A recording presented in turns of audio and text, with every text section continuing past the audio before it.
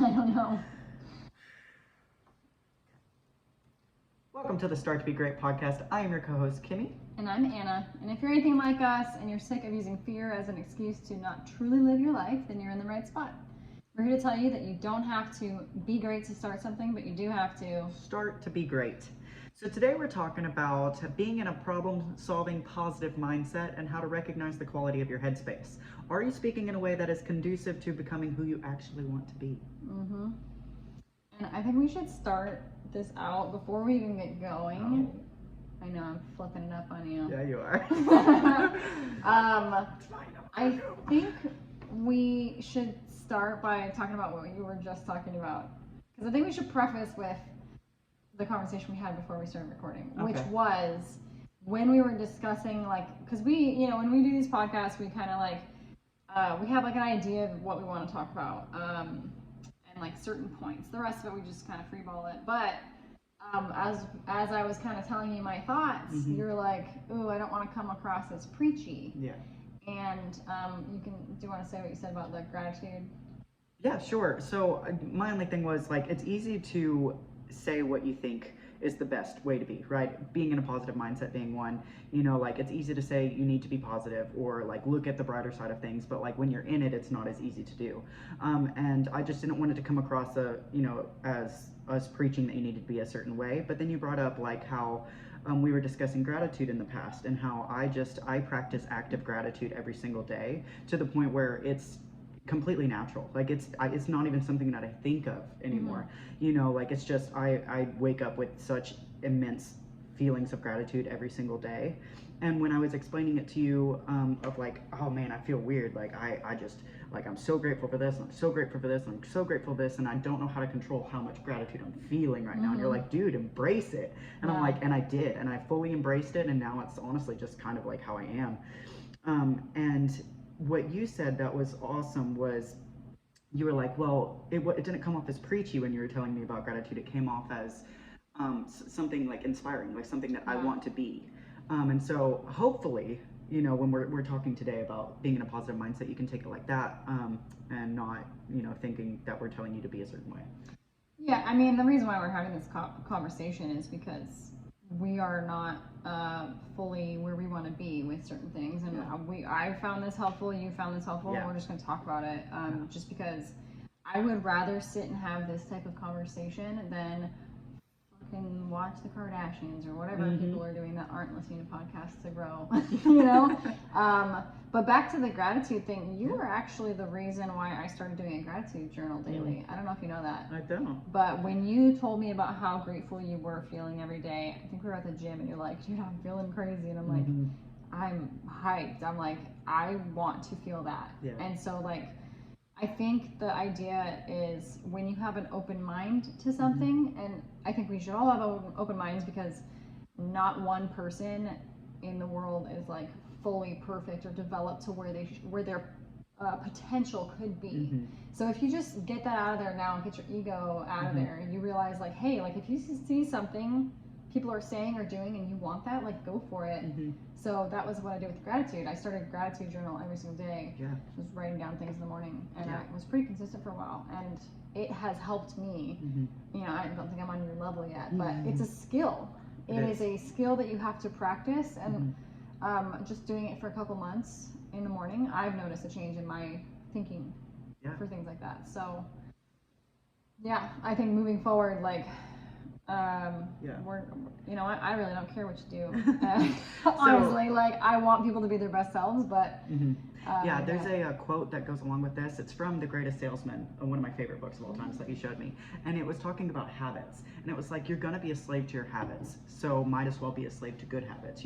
Notice what you're doing constantly, and if you actively try to switch bad habits into good habits, you're gonna be a slave to one of them, So if you're doing bad habits, that's what you're gonna do. So if you're actively just trying to switch, even if you're not perfect every time, just the active attempt is gonna help.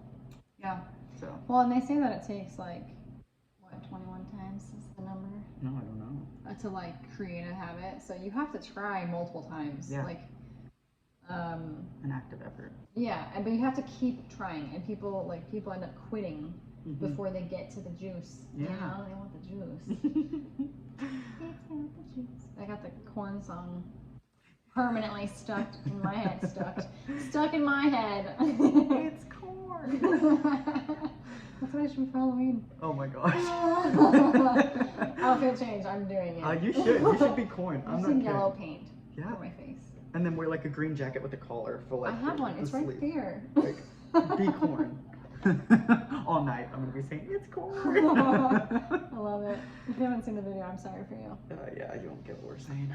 All right, so I want to start into the meat and potatoes of this by talking about just this thought-provoking phrase that I learned from Jesse Elder, and I love it. I can't stop thinking about it. I'm like addicted to it, and it makes me happy. And what he said is, attention is the currency of transformation.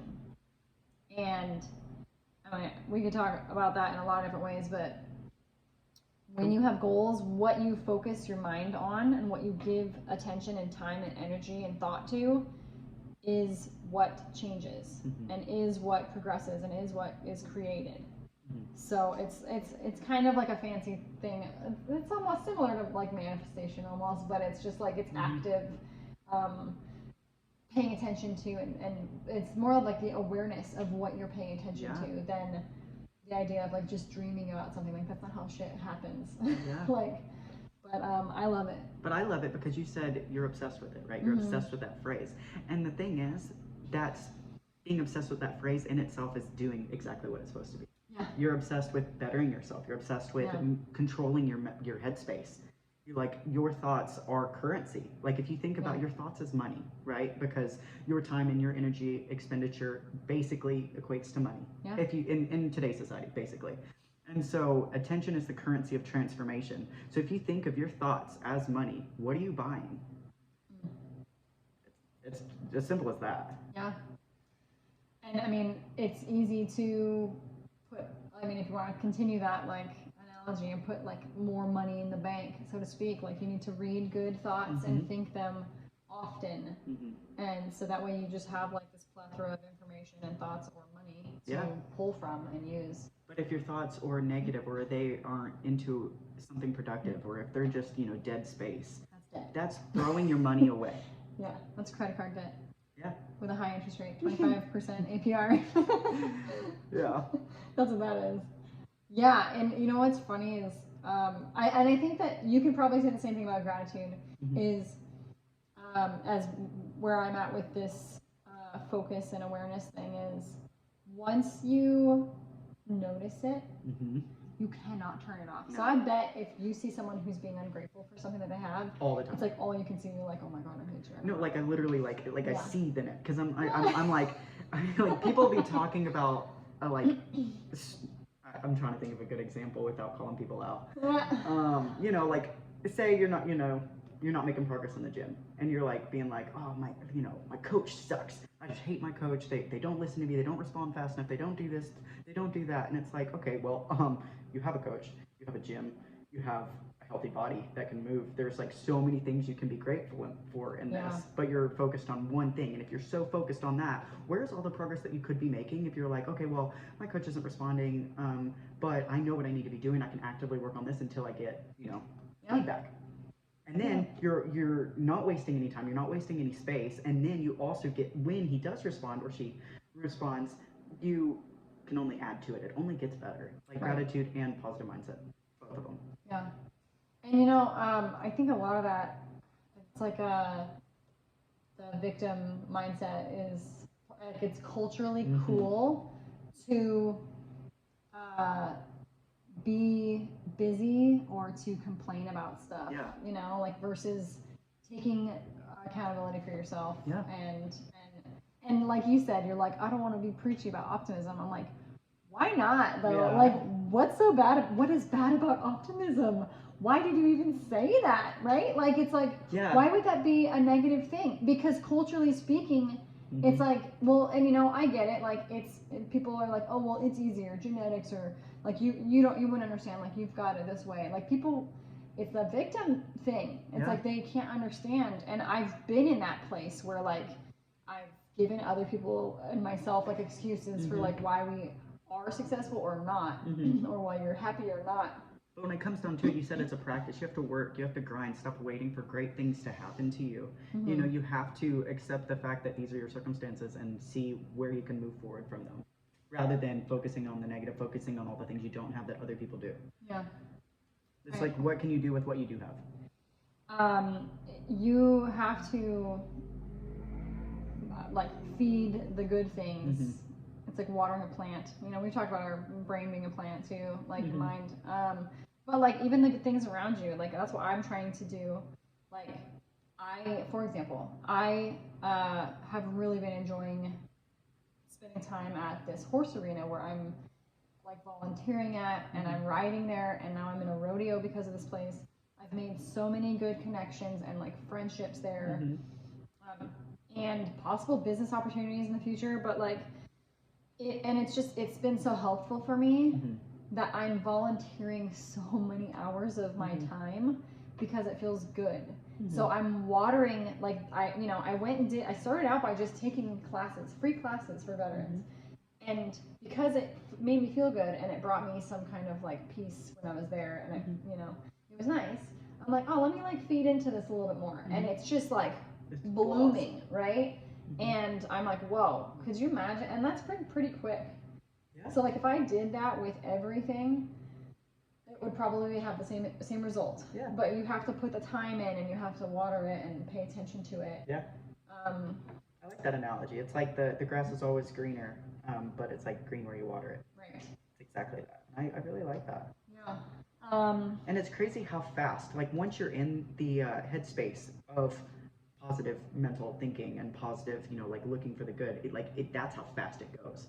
Yeah. You know, it's not like a quick thing. Once you start it, it's an avalanche of changes. And you get momentum. Yeah. And I mean, same thing with the negative. It can go either way. Like you were in control. Like when you first came over, you were kind of in like a weird mood, and we changed topics, and we're focusing. We were like, here I was problem solving for you, unasked, unprovoked. But what I did was I was just like trying to get you to be like, okay, well maybe like let's look at the positive. What could be positive from this, or like maybe there's something that's different than what because we tend to as humans go into negative mindsets like right away, and it's like I don't want to spend time there, and because once you're there it cycles. Yeah. Like, have you ever had one of those days where you're like your coat touches on the doorknob and you're like, and you're like already so pissed, and you're like, motherfucker, like you could literally like, and then you drop like 20 things and you're like, why is this happening? And then you stay there. Yeah. You can't leave that place. It's hard to get out of it. I mean, like I try and take myself like away and like take a breath or something. But you can also, on the reverse side with positivity, I think you get momentum that way too. You just have to keep. It's more like you're pushing uphill, so you have to keep going. No, it was really helpful for me, like because you're like, hey man, like this is my opinions on this. And I was like, yeah, I mean, I see it from that way. And then what you did was you helped me through it, but then you shifted the topic.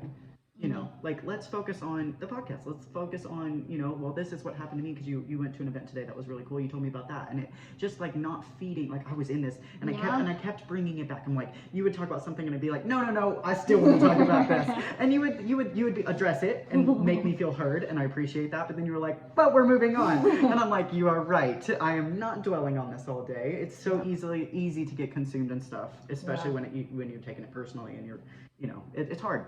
But it's good. It's good to recognize when you're doing that and move on from it. And sometimes it takes somebody to be like, hey, you're kind of in a bad space. But you can also do it on yourself. And we're human. Yeah. Like you have to process things as they come. Like you have to evaluate situations and be like, okay, like what happened? How can I make this better? Blah blah blah. Like I don't know about you, but I do that for everything. Yeah. Like I'm just always evaluating like. Maybe too much. Oh my gosh. I feel like you're one of the people that think about arguments in the shower and you'd be like, that's what I should have said. Depends on the argument. Yeah. But trying to let things go. But, if you just dwell on stuff and don't move forward, I mean, it's going to stick with you. Yeah. And in, like, I was having a conversation about prisons actually this morning, and how this is from an inmate's point of view. He said, what sucks is we're already serving our time, and then you have the guards that come in, and if they're having a bad day, then because the prisoners are like, they're years of their life just gone sitting in a freaking one building, right? Like that is your service. And then you have guards that come in on the daily, every other one. Who knows what kind of, maybe their wife's pissed at them or her husband's pissed at them, and they're coming in, they're angry. So then they give you shit, and then other people it's like it can get super negative super quick, and then it's like someone pisses you off, so you piss someone off. It's like it spreads. Super spreader. So not letting those things, it doesn't need to go past you, you know? So that makes me wonder, like, it seems like energy is contagious. Yeah. So if you surround yourself, or you're in a situation that's surrounded by negativity, that's probably where you're going to live, and you have to actively fight against it. Yeah. But if you surround yourself with positivity, it's also contagious. So if you're around positive people, if you're around, making good choices, it's easier to stay in a positive mindset. So 100%. Like, check and see what your environment is. Oh my God, that's so true, dude. Have you ever tried to be in a bad mood when you're by someone that's like just happy? You can't. And they're just like, and even if you try and throw them some like snarky comment, and they're like, yeah, man, whatever. Like they're just not fazed by it. They're like, you are not pissing in my Cheerios, bud. And you're just like, oh dang it, they're so happy. And I'm like, I want that. Yeah. You're like, why am I so cranky? Yeah. It's awesome. Hard. It's hard to be grumpy or like just negative. Also, like, I don't know about you, but I mean, I'm sure you can relate.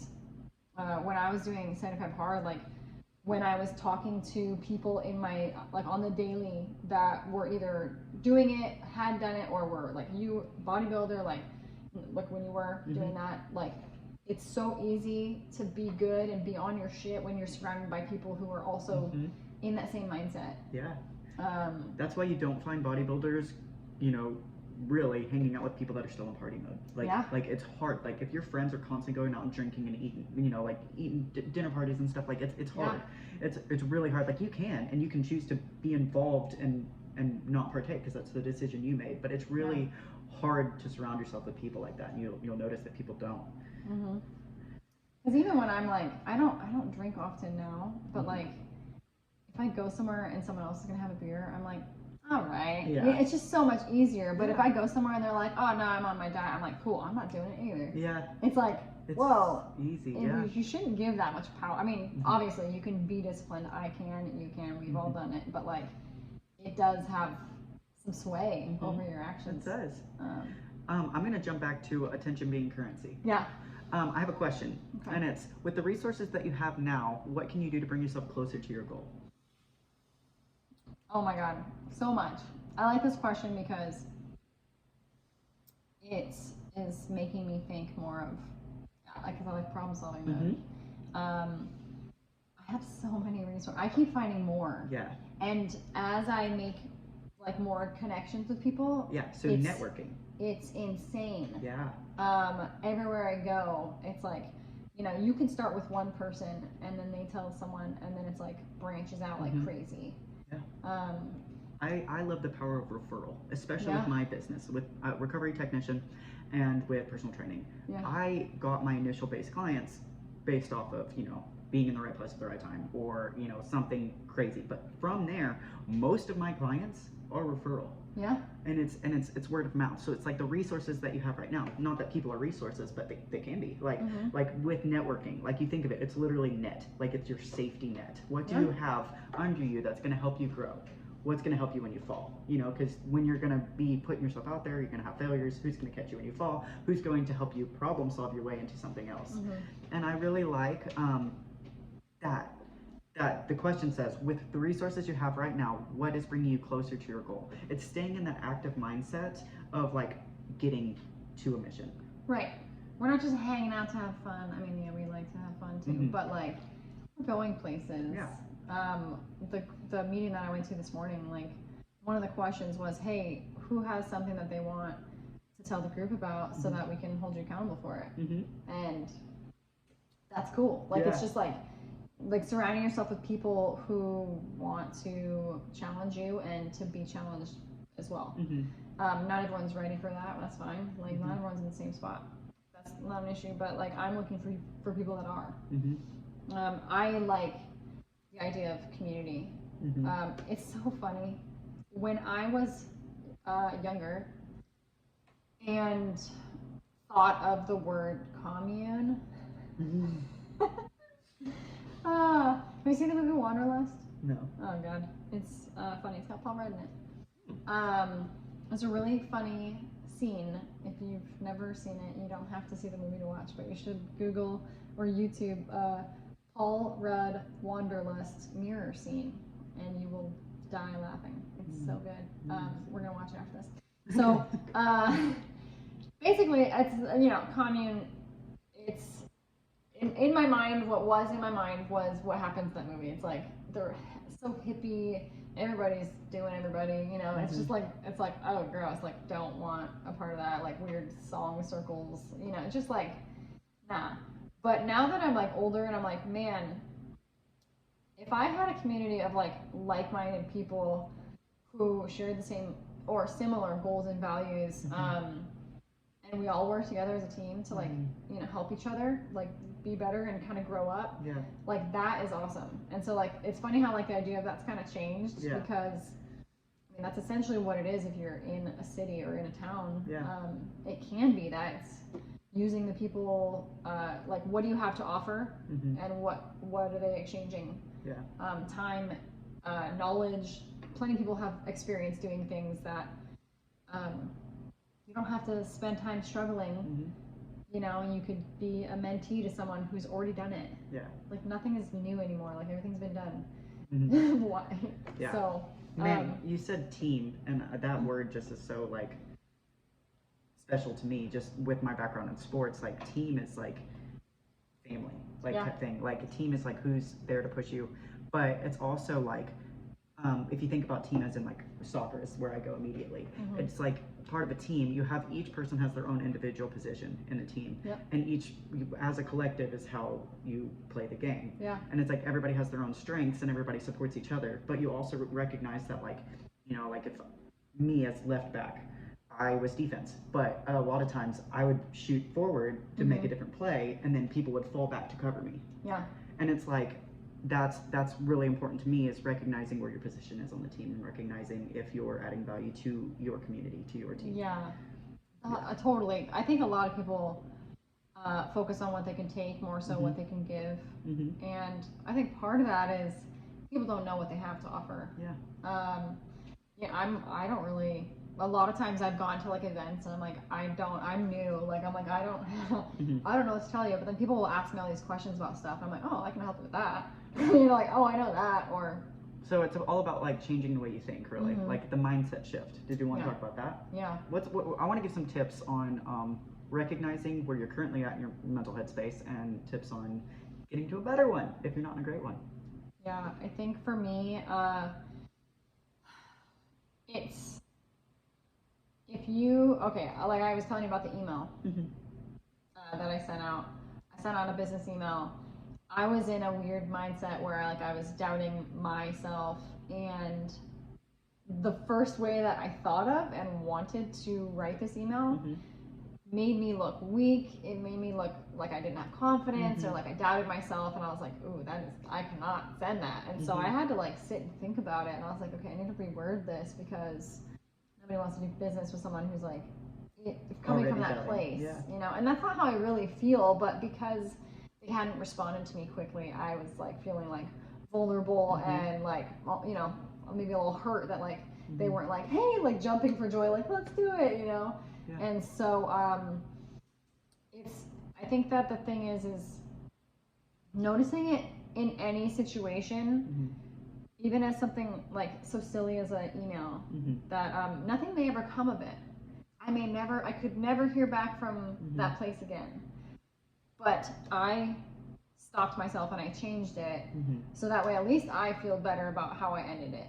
If that's the last thing that they heard from me, I'm content. Yeah. You know what I mean? And then the next person I come into contact with, I'm gonna just focus on it again. Yeah.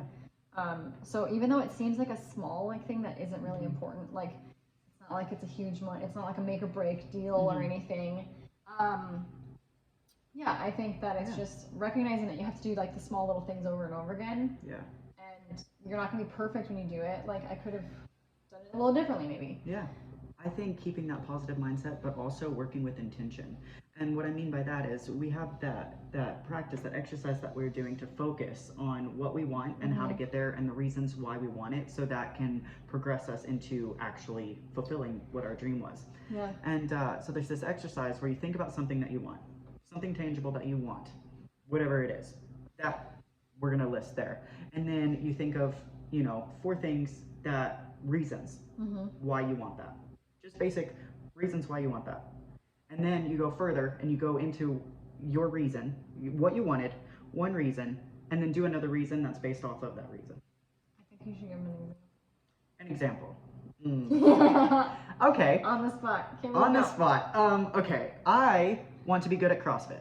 That is something that I want to be. I'm really enjoying it, and I want to do it. A reason for that is it's a way to stay healthy. It's a way to exercise. Going off that, another reason would be it's another way to be competitive, and that really stimulates me mentally. So we'll just do those 2 reasons. Okay. Then you go back to those reasons. So my first reason was to be healthy. What's a reason on top of that would be deeper than healthy? Right. Well, this is hard. So past healthy, reasons I want to be healthy. I want to be healthy because I want to have longevity in life. I want to have a family, and I want to watch my kids grow, and I want to create all of the healthy habits that I'm going to further on. So that's like, you have your reason, and then like a way deeper reason. And then, so the other, what was my other? Oh, competitive. It stimulates me mentally. So I've been I've been a bit of a shift because I was bodybuilding and now I'm doing CrossFit, and both are very, like, I'm just a very competitive person with sports and with just life, and so it's really been stimulating me and keeping me, motivated to keep going, because it's challenging me in another competitive nature. Yeah. So to go past that would be maybe I don't know. Well, I would say, to dig on that, like when we talked, was it last week, about winning? How does that make you feel when you are showing up, you're putting the time and energy in at the end of the day when you won? Or if you didn't win, but you know that you tried your best, like how does that make you feel? Makes me feel good. It makes me feel like I am really actively working on my goals. Whether or not I win or lose, it's something to work on, and it's something to get better at every day.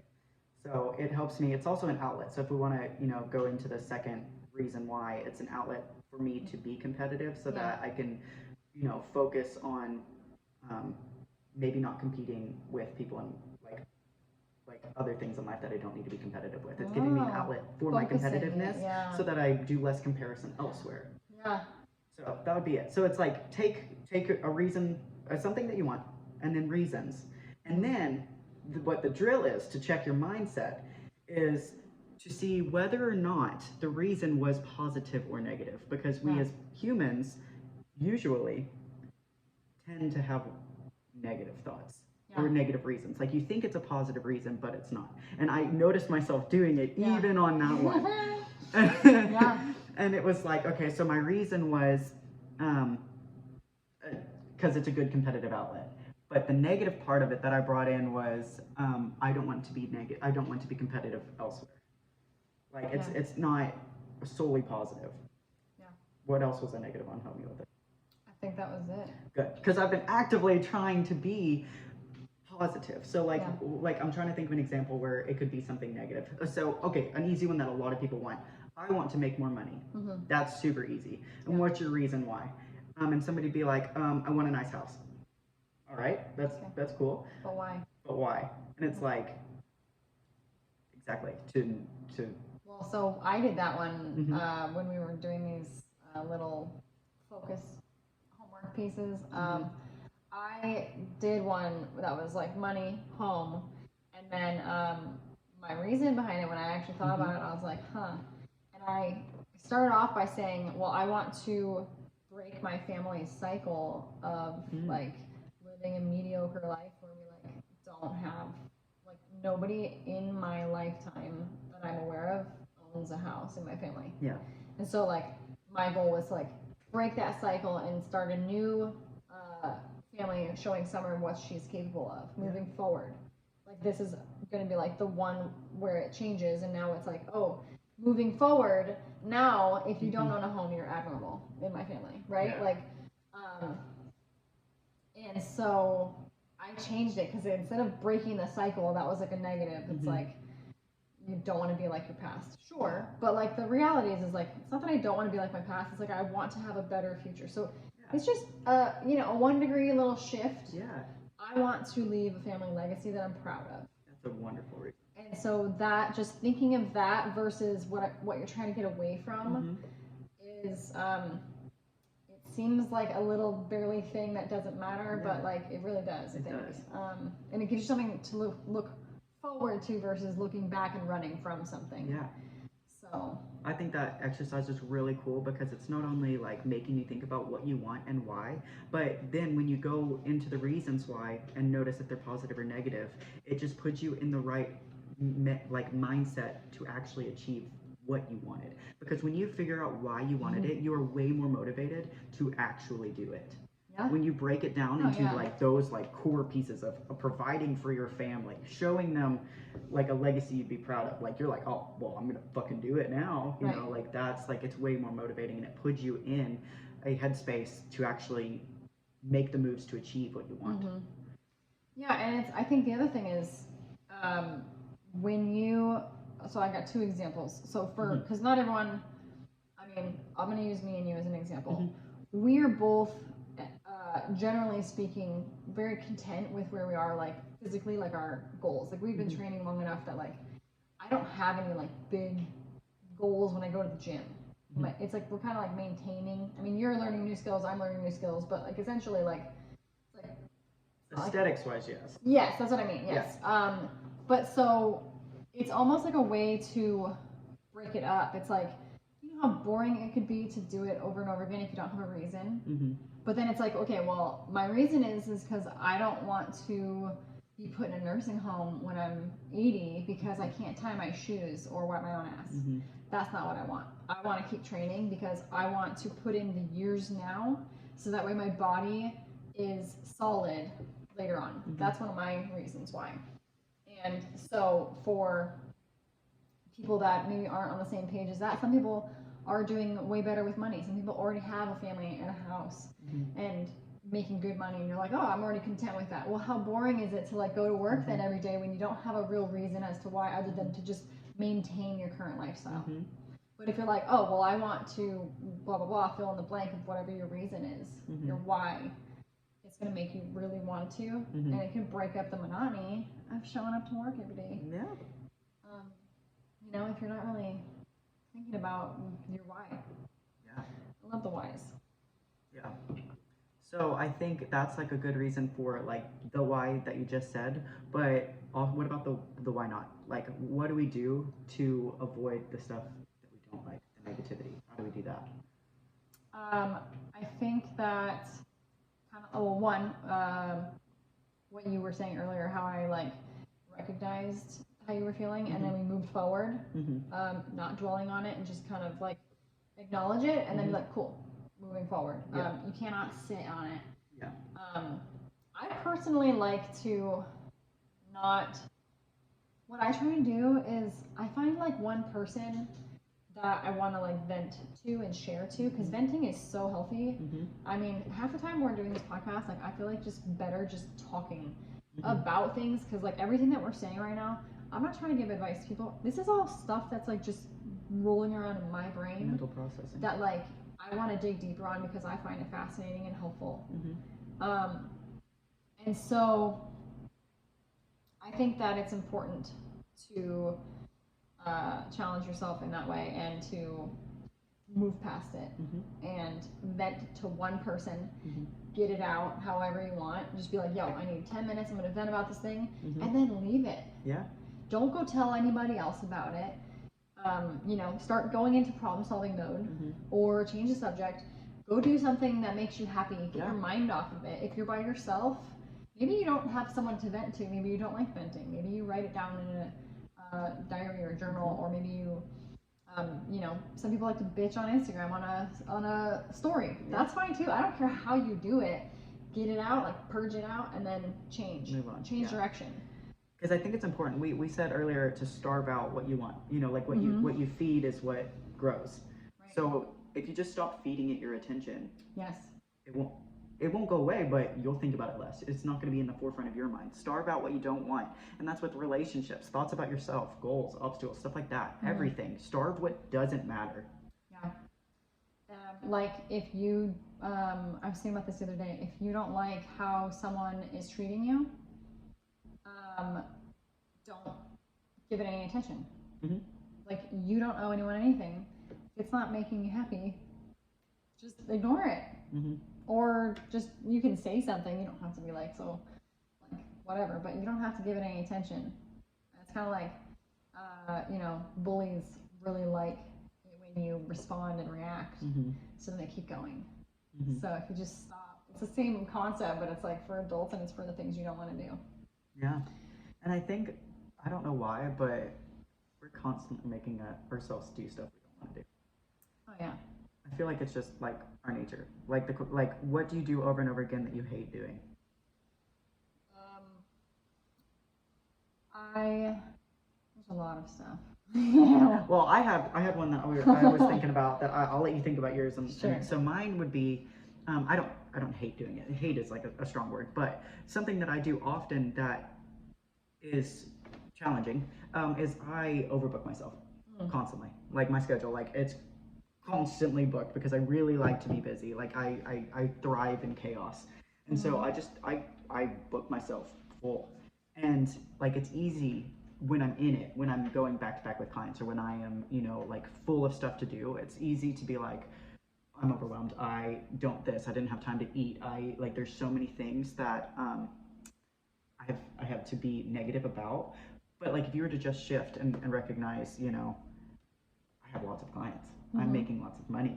I'm, you know, connecting with a bunch of people. I'm constantly being active and working towards something. You know, that's why my schedule is busy, is because I'm doing things. You know, but it's easy. Like, it's like, what do you hate doing? It's like, well, I hate booking meetings, but I do. I hate, you know, meal prepping, but I do, you know, that kind of thing.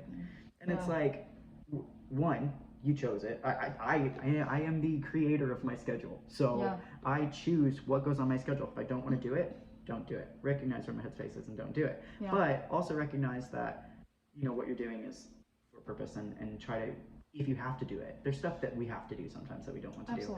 It's part of being an like adult. try to think of it in a positive way. And the other thing that what you just said made me think about is like being in problem solving mode helps me shift out of that. So one of the things you just said, I hate meal prepping. Cool. I don't think anyone really, I mean, some people like to cook, but I'm on the same boat. But if you really wanted to make your life easier and not spend time doing it, you could order from a meal prep company because you're doing well. And then that time that would take you to meal prep, you could have another client if you wanted to, even if you needed more money, which you probably don't. But because you're a workaholic. Yeah. But you know what I mean? There's always a solution. It's like the people that say that I don't have time to work out. And it's like we all have the same time in the day. It's like, but if there's stuff that you really like don't like doing, you don't have to. You're choosing to do those things.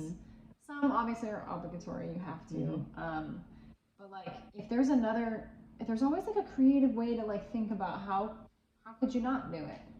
You know? Or what's a way that you can do it that makes it a little better? Yeah, like, you know, we could meal prep together. We could do a cooking show, Kimmy. Oh my God. Start to be great. Food channel. Yeah, you're going to watch us grill some chicken? Oh my gosh. We may not be bodybuilders, but we'll eat like them. That's the thing, is like, since I'm not competing currently, my meal prep mentality is different. Yeah. Like, I do meal prep, but I only meal prep for 3 days at a time now because I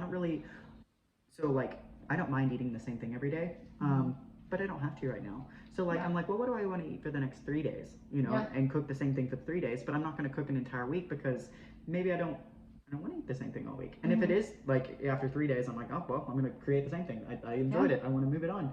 It's like I've just shifted a little bit so that it's a little less tedious, you know? Absolutely. And then the cook time is less too. You have to cook twice, but it's fresher. And you can cook different things if you want. Yeah. It opens up the opportunities. And I find that helped me a lot. And that's a good shift of your mindset to like appreciate that you don't have to be as strict right now because you made a different change with what you're doing. Yeah. Yeah, it's like small little things here and there, and you're just like, oh yeah, I do that. I mean, I know that you can nitpick the shit out of things I say and like and do, and you'd be like, well, Anna, you can fix it like this. And I'll be like, oh yeah. Yeah. And it's mostly stuff that I know already. Yeah.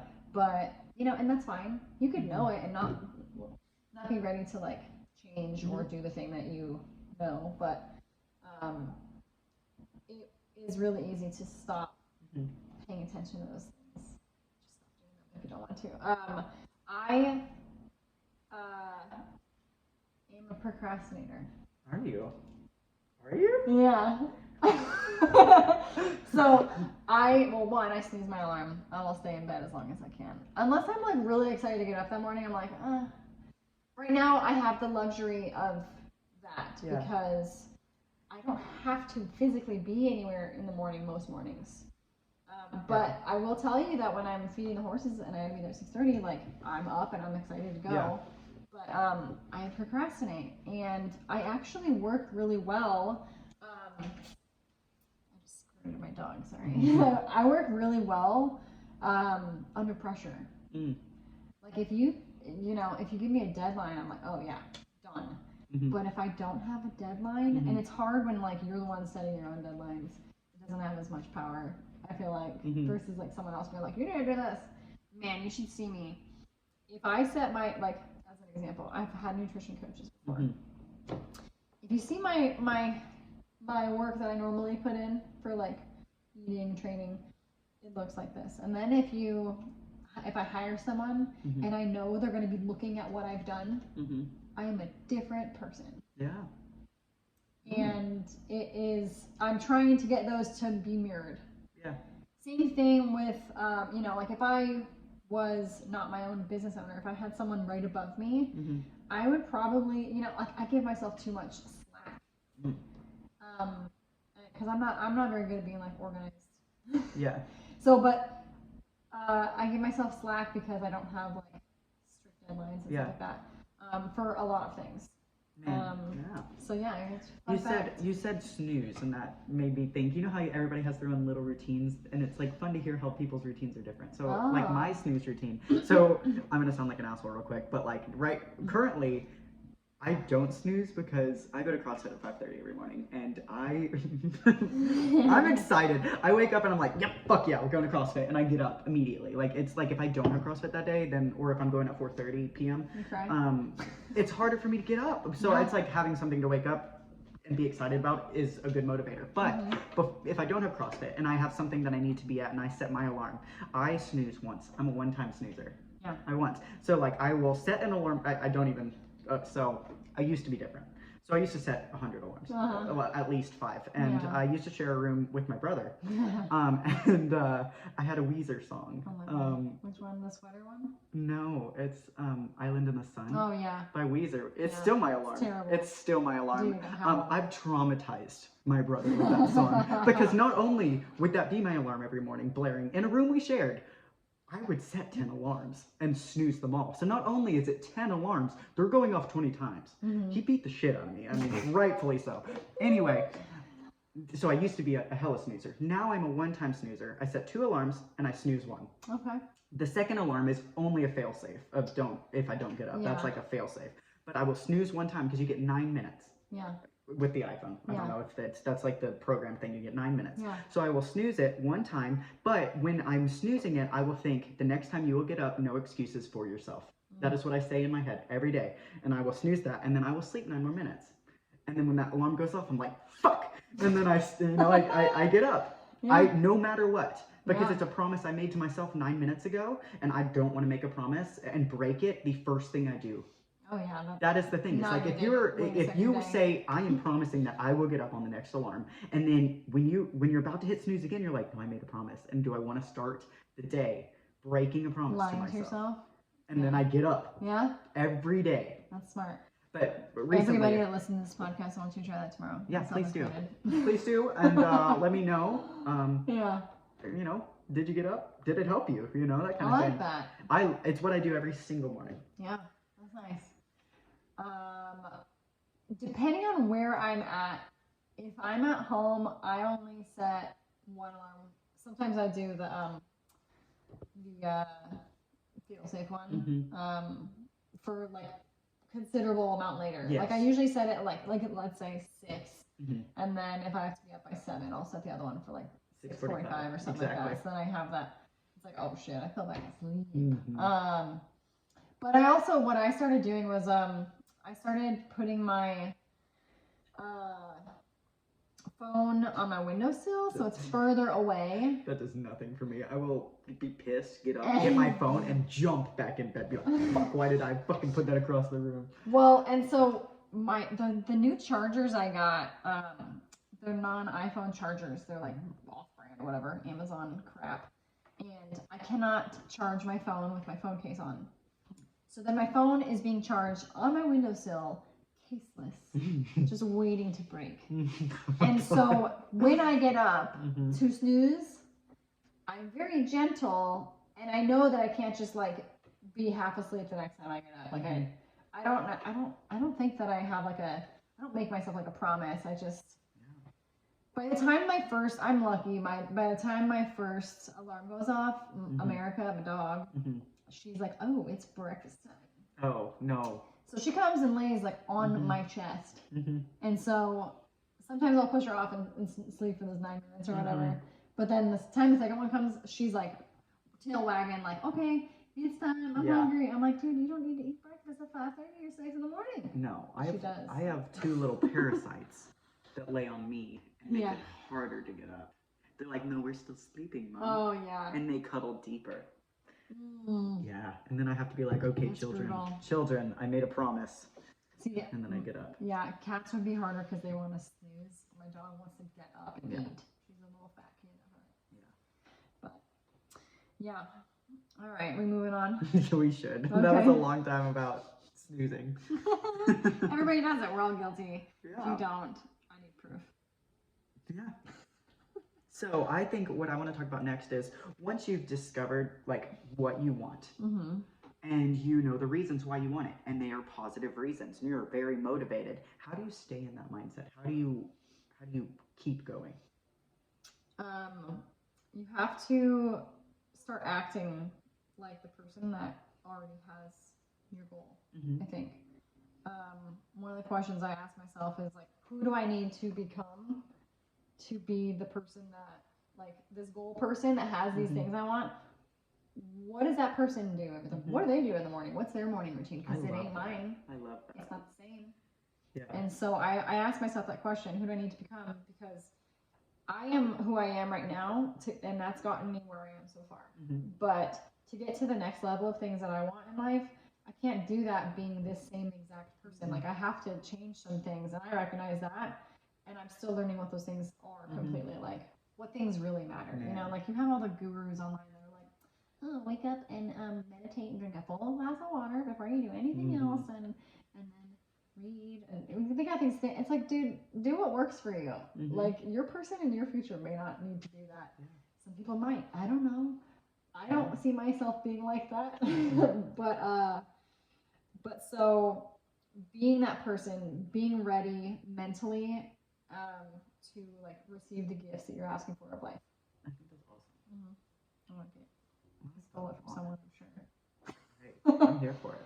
But I just like, you know, as an example to that, like one of my business goals right now, I think the examples, I don't know, I think they make it a little easier to kind of relate it to yourself. Yeah. One of my business goals with my company is I want to create some wholesale accounts. So I've been telling myself for months, like, I want wholesale accounts, and I've done some work to do it. But what I've done recently and taken action on is I bought my wholesale bags. I designed and ordered my stickers to put on the bags, and I've created the list of businesses that I want to reach out to locally to talk about opening those accounts. So like, I don't have the accounts yet, but I have 250 bags ready to go. And like, I didn't want to do it at first because I had to commit, because I am paying for that out of pocket before I get any money for it. So like, I had to commit to the idea that like I will have wholesale accounts and they will be consistent and they will be worth it.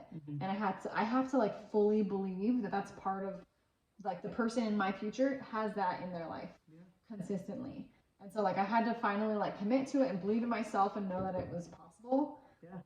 And so I pulled the trigger on it finally, even though it was kind of like scary to like, with this business, there's so much overhead. I've put so much up front. So every time I do it, it's just like, you know, like eventually it will pay itself off. But you have to believe it. I love that. Like, because it can be applied to anything. If you think relationships, you think about what the relationship you want in the future.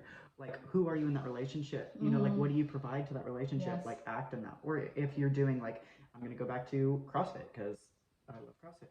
And it's like, okay, well, attention. A CrossFit shirt. If you're not on YouTube right now, she just totally did that. Anyway, if I'm relating it back to that, if I want to be an amazing CrossFit athlete, what is that person training like? Are they doing full reps? Are they doing more? Are they staying after? Are they practicing? Are they doing cardio even when they don't want to? Like, you can apply it to everything. Yeah. I love that. Yeah, I do that with horses too. Steal it. Yes. I want everyone to steal it. You know, I was doing that with the rodeo that I'm going to be on Saturday. Like, I was like, what do I need to be at? Like, what level do I need to be at? Because like, I don't have a ton of horse riding skill, but I have volunteered like 42 hours of the last 2 months of my time to be around horses, to handle them, to learn from people around me, and I ended up like winning the tryout to go and be a rider, and now I'm going. And so like, had I not put myself in that situation to invest and water that to feel more comfortable, but that's what I knew. Exactly same thing. I knew that person felt more comfortable around horses, and so I had to do whatever I needed to do to get there. And that feels good. Yeah, that sits really well. Yeah, same with the relationships. I was doing that last week. I don't know, we were like arguing about something stupid, or stupid little relationship drama, and I was just like, okay, what is the girlfriend that I want to be like? How does she respond to this? You know, because like, we're in control of our reactions to things. Like, some people, when I said that to them, they're like, no, I'm not. Like, I have emotions and feelings. Like, that just happens. So I'm like, yes, but you still get to choose how you react. Yeah. Like, you may instantly feel hurt or angry, but you don't have to act that out. And so there's like, it's like, you're not understanding that you have control over the little filter knob. And it's like, okay, you're responding like that, but your response might change if you change your mindset. Like, like earlier you said, don't take it personally. And you're like, and I was like, you're right. Like, I'm taking it personally. And when I realized like I didn't have to, I felt better, and my reaction changed from what it was originally. So yes, you have your emotions, and you're entitled to every emotion that you're going to feel. But also recognize that you might not feel that way if you were going to respond, if you're in a different headspace to accept that knowledge, that information. Yeah. So it's a hard pill to swallow, because like, it's a lot of ego, a lot of like thinking that it's easier to blame the other person, or you want to feel right and be like, people to be like, oh, I'm sorry, like whatever. Like, we all want that, like just comfort, and we're like, we're great. And we are, but it's a lot of the stuff that humans do are just like, it's just drilled in our head from stuff that like doesn't serve us anymore. Like, the way that I react to a lot of things is the way that I was taught to as a child, and like, that doesn't do me any good. I'm 34 years old. I need to settle down. So I'm like really thinking about like what I was taught, and like if it serves me anymore, because you don't even notice. Like, I think about like in school, like we're taught to like sit still and be quiet, and like you're like, it's normalized. It is, and I'm not trying to talk shit about the school system or anything, but like, I don't think we're creating productive humans with the current school system. I think it's starving out creativity. I think it's honestly, like, training us to not go for what we want. Yeah. Yeah.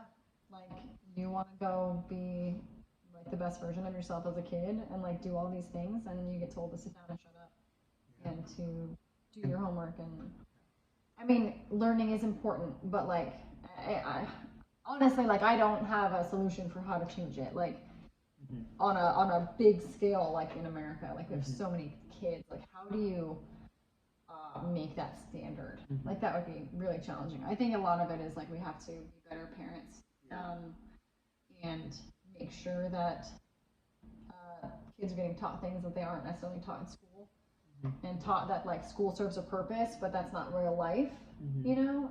But yeah, that's hard. I think that a lot of kids are missing out on that, and hopefully a lot of them will figure it out when they get older. Yeah. But I think that you know, we were talking about this a while ago. When you spend time and energy focusing on the right things, you start seeing evidence of the universe, like telling you, like, hey, I see you. Yeah. And I mean, for example, like right as I was ordering the wholesale bags, my buddy, who is a firefighter, Mike, what's up? Shout out. And he messaged me and he's like, hey, like, I'm in charge of the coffee ordering thing at the firehouse. Like, let's talk soon. And I was like, that was a prime example. Like, I finally like started making the moves towards like doing something, and then that's just a small example. But like, there's, if you choose to see, things start, you attract what you put out. Like you were saying, energy. Yeah. And so if you put energy out there, like, I'm going to do this and I'm going to be successful at it and I'm going to be better and positive, those things are going to start coming back to you. Yeah, I think that's really profound, is recognizing the evidence. You know, so like you can put your goals out there, you can put like, I want this to happen and I want it to happen because of this, but then you leave it to the universe, right? And sometimes, like me specifically, I don't recognize the evidence of my efforts. And so I think that's also going to continue on the momentum of motivation. Oh yeah. If you recognize even like the tiny small things like that are like, no, like I'm in the right way. I'm in the right head. Yeah. I mean, another silly one is I think that you and I met like right as I was joining coaching groups. So I like stepped into a space where I wanted to like learn and grow. And which is funny because I didn't necessarily mean physically or at the gym. That's how we met. And you know, little by little, and now here we are doing a freaking podcast. And like, we're both just like high speed on this path to, you know, figuring out our best selves. And but for me, that kind of happened as I was, and same with other connections I've made with people. Like, I found groups and things as soon as I put myself out there, or given energy and focus and attention to these things that I want. As soon as I started reading more books, now I give book recommendations to people, and it's like, and then I connect with people, and it feeds back to me the more I give. That's so exciting. So I think we should wrap things up. Absolutely. Cool. So there's a question I wanted to ask you, just a thought-provoking question to end it all, would be, can you think of a time when impossible became possible?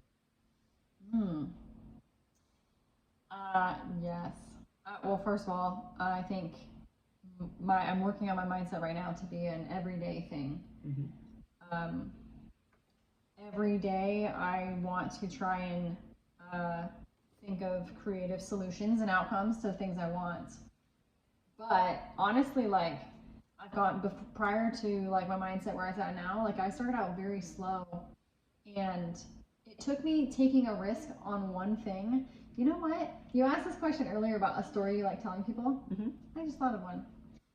And it kind of goes along with this question as well, because I used to be terrified of being inverted, having my feet over my head. I like had like an incident when I was like a young kid jumping on a trampoline, like smacked my dome because it came down head first. I had a big ol' what do they call it, egg on my forehead. Like a knot.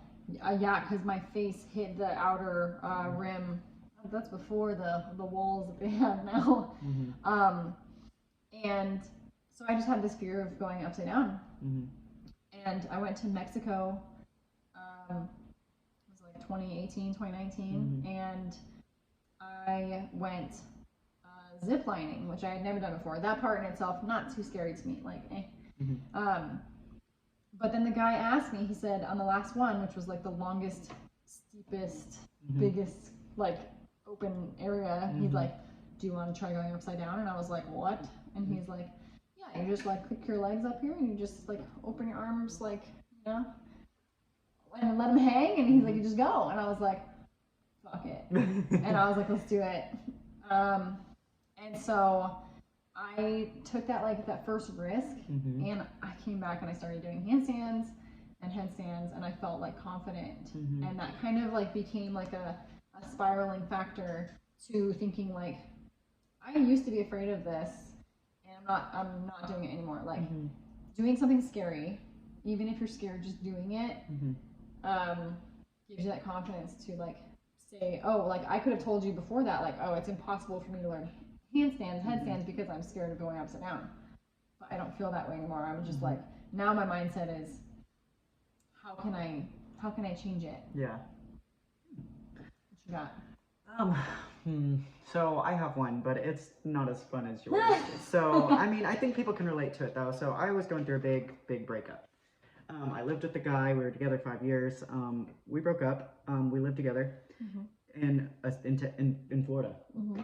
And I'm originally from Arkansas. So I was like, well, what do I do now? Like, I've been with this guy since I was, you know, a kid, like 19, you know, like I don't know how to be an adult. I don't know how to be alone. I don't know how to live alone. I don't know how to do all this stuff. I don't know how to afford all these things. I don't know how to make a new social life, you know, but I was not staying in Florida. I was like, I need new. I just need new. And it seemed impossible to live without this guy because, I mean, that's all I knew. And, you know, it took a few months to lick my wounds, and, you know, I did a lot of introspection and figured out what the fuck I was going to do. But then I was like, you know what? I'm moving somewhere new. I wanted to move to Texas. I moved to Austin, Texas. I knew, like, I didn't know anybody. I didn't know a single person. Like, I had my bodybuilding group here, so I knew of people, but I didn't know them. Right. So I moved here, not knowing a single person, not knowing if I was going to be able to afford to live alone. You know, I'd never lived fully alone. I'd always had roommates or lived with him or lived with my parents. Like, I did not know how to live alone. I didn't know if I was going to be able to do it. Everything felt impossible. And I was like, you know what, fuck it. Like, I'm going to do it. And now I have created a life and a family here for myself, and I live alone, and I have all of my shit taken care of, and I'm progressing well. And at the time, like, I felt so lost, so alone, like I do not know what to do. And now I look back at the, you know, these years that have gone by now, and I'm like, holy shit, I did it. And now I feel way more independent. I feel way more of like positive of a person. I feel way more solidly in my own skin. Yeah. Like, I am a different person than I was then. And so if I think about a time when impossible became possible, it's like being me by me, you know, by myself. Like, I'm being me for me solely because of me. Yeah. And that's been a good realization, good mindset shift. And honestly, it's just focusing on the good things has gotten me here. Yeah. You know, like, there's been challenges, of course, but I didn't let any of them stop me. And right, like, you're gonna have obstacles through everything you do.